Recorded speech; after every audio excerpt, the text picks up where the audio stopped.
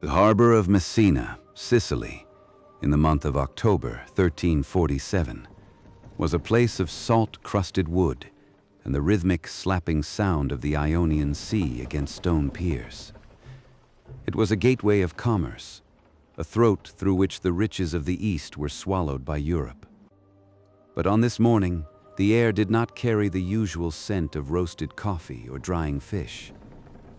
Instead, it bore a heavy, sweetish musk, the smell of stagnant water, and something deeper, something ancient and decaying. 12 Genoese trading galleys appeared on the horizon, their sails tattered, their movement through the waves sluggish, as if the wood itself were exhausted. They did not come in with the typical clamor of sailors shouting to the shore, or the sharp whistle of the boatswain. They drifted. They were silent. They were heavy with a cargo that no merchant had ever intended to carry. As the ships bumped against the wooden piles of the docks, the harbor workers moved forward with their ropes, expecting the usual bustle of homecoming.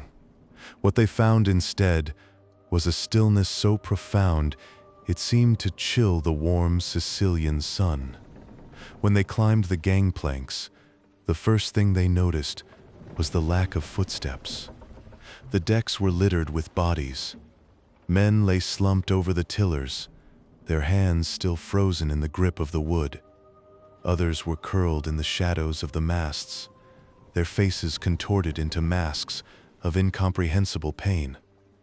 Of those few who still breathed, their voices were no more than dry rattles in their throats. They did not ask for water. They did not ask for help. They simply stared with eyes that had already seen the end of the world. Beneath their clothes, the bodies of the living and the dead were marked by the same horrific sigils. Large, dark swellings, the size of an egg, or sometimes an apple, had bloomed in the armpits and the groins of the sailors. These were the gavaccioli, the buboes that signaled a total collapse of the body's internal defenses. They were hard, hot to the touch, and black as the ink of a squid. Around these swellings, the skin was often mottled with dark spots, like the bruises of a heavy beating, though no hand had touched them. It was as if the blood itself were trying to escape the veins, turning the flesh to a bruised, necrotic purple. The human body is a vessel of incredible resilience, yet it is also a delicate architecture of fluid and light. When the plague enters the lymphatic system, it does not merely attack, it occupies. It turns the body's own defense mechanisms against itself, transforming the nodes that should protect us into cauldrons of infection. In the silence of those Messina docks, we see the first moment of a great dying, a transition where the biological becomes the historical. Death wore no face in 1347. It hid in the fur of the rats, scuttling through the holds, and in the very breath of the dying. The citizens of Messina, gripped by a sudden primal terror, eventually drove the ships back out to sea with fire and stones. But the mercy of the flame came too late. The invisible tide had already crested the stone walls of the city. The sailors had interacted with the dockworkers. The rats, those dark commuters of the medieval world, had already skipped across the ropes and into the granaries. The ships drifted back into the Mediterranean, becoming true ghosts, vessels of the damned, carrying their silent cargo from port to port, rejected by every harbor, until the last man on board succumbed to the black swellings.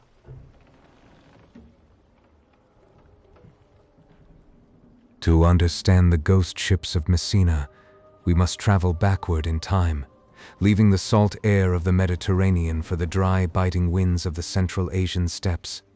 The year is 1331. The place is the vast emptiness near Lake Issyk-Kul, in what we now call Kyrgyzstan.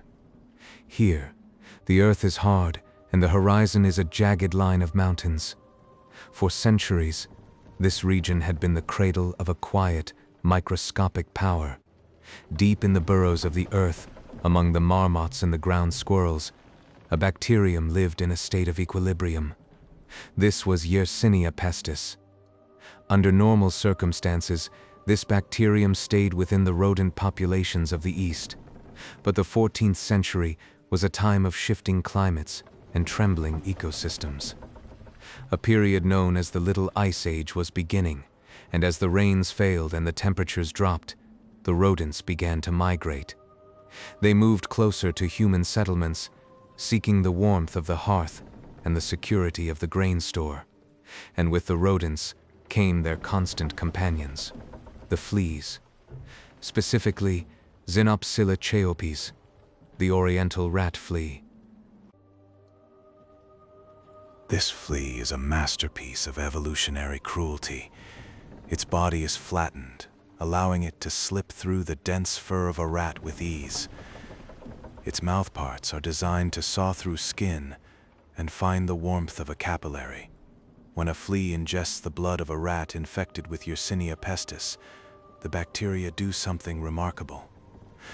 They multiply so rapidly within the flea's foregut that they form a physical plug, a solid mass of contagion that blocks the flea's digestive tract.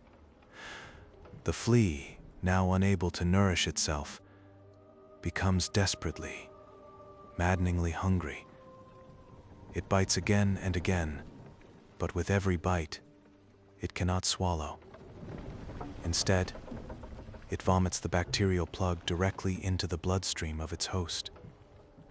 It is a sobering thought to realize that the collapse of medieval civilization was orchestrated by the digestive blockage of an insect no larger than a grain of sand. We often imagine history as a series of grand decisions made by kings and generals. Yet the most profound shifts in human destiny are often written in the microscopic world. We are merely the terrain upon which these tiny wars are fought. The plague followed the pulse of commerce. The Silk Road, that great artery of human ambition, became a conveyor belt for the black tide. From the edges of China, the infection moved westward with the caravans. It traveled in the saddlebags of merchants, in the folds of fine silks, and in the grain sacks destined for the markets of the West. By 1346, the plague had reached the shores of the Black Sea at the Genoese trading port of Kaffa. Kaffa was a city under siege. The Mongol army of the Golden Horde, led by Janabeg, had surrounded the walls. But the Mongols were not just fighting the Genoese. They were fighting an invisible enemy within their own ranks. The plague had begun to decimate the Mongol camp. In an act of what we now recognize as one of the earliest recorded instances of biological warfare, Janabeg ordered the infected corpses of his soldiers to be loaded into catapults. He launched the dead over the city walls. The Genoese within the walls watched in horror as the bodies of their enemies rained down from the sky. The stench was unbearable, and the sight of the blackened, swollen corpses was enough to break the spirit of the bravest defenders. They tried to throw the bodies into the sea, but the air and the water were already tainted. When the Italian merchants finally fled Kaffa on their galleys, they believed they were escaping the wrath of the Mongols. They did not realize they were carrying the end of their world in the dark corners of their ships. These were the vessels that would eventually find their way to Messina, to Genoa, and to Venice. Commerce and death have always been intimate partners. The same greed that drives us to cross oceans and bridge continents is the same force that provides a pathway for our own destruction. We build the roads, and the darkness simply walks upon them.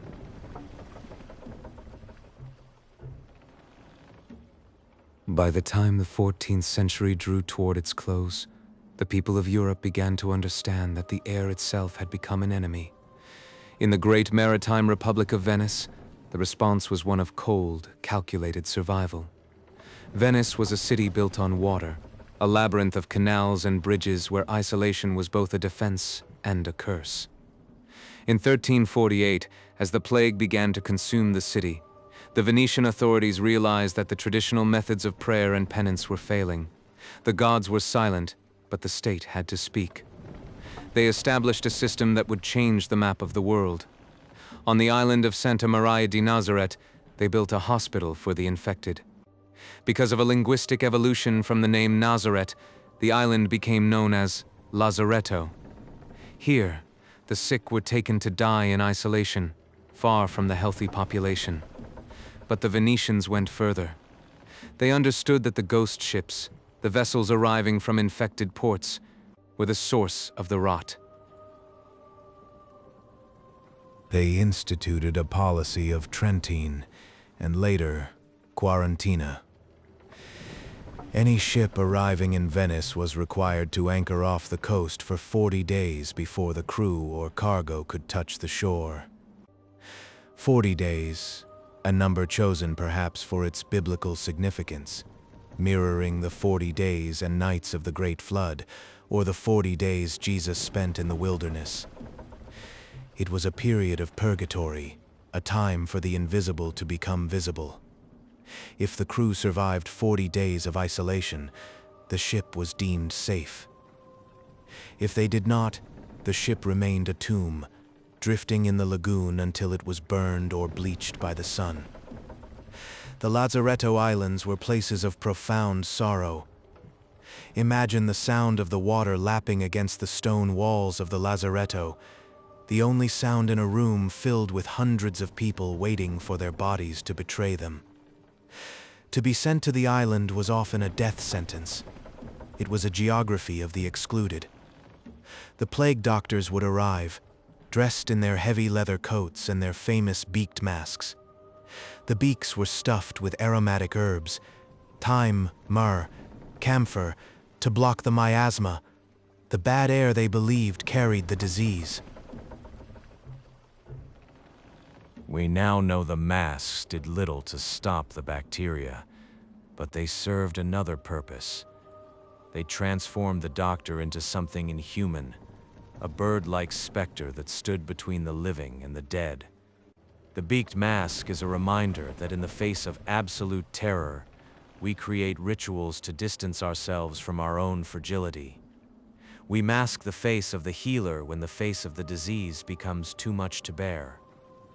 The science that finally unmasked the killer did not arrive for another 500 years. In 1894, during a later outbreak in Hong Kong, the French-Swiss bacteriologist Alexandre Yersin finally isolated the bacterium. He named it Yersinia pestis. He saw through the lens of his microscope the tiny rod-shaped organisms that had toppled empires. He traced the path from the flea to the rat to the human. He proved that the plague was not a judgment from the heavens, but a biological reality of the earth. And yet, despite our antibiotics and our understanding of hygiene, the plague has never truly left us.